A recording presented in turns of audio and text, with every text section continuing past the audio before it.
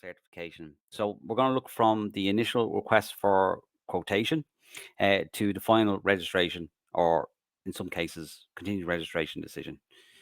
Okay, so in terms of your certification inquiry, so the journey from certification inquiry begins when the organization expresses interest in obtaining certification. This is typically through a request for quotation, and these inquiries can be submitted through various channels, either phone, email, or web forms. So the first step involves filling out the request for quotation. You can see here on the right hand side, which outlines the ISMS specific requirements. Okay, and then so in terms of your quotation preparation, so upon receiving the inquiry, the NSAI prepares a quotation for the organization. This quotation includes a 3-year audit program encompassing the application fee, the assessment fee, the annual registration fee, and annual surveillance fee. So then in terms of the application for certification, once the organization accepts the quotation, they formally apply for the certification. During this phase, the allocation of applications and contract reviews is carried out. The operations manager plays a pivotal role in selecting the audit team that will assess your organization.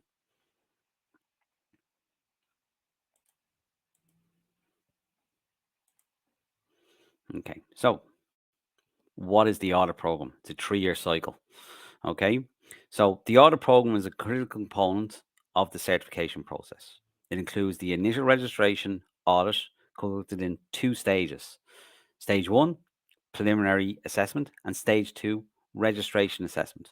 Surveillance audits are also conducted in the first and second years, followed by a reassessment audit in the 3rd year before certification expiration.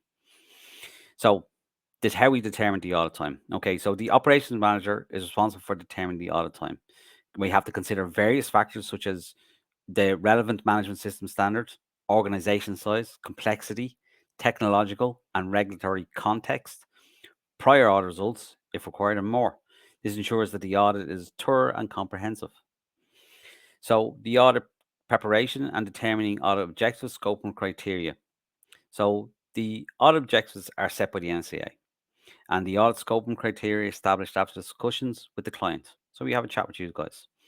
And the details, along with other specifics, are documented in the audit plans, covering stage 1, stage 2, surveillance and reassessment audits.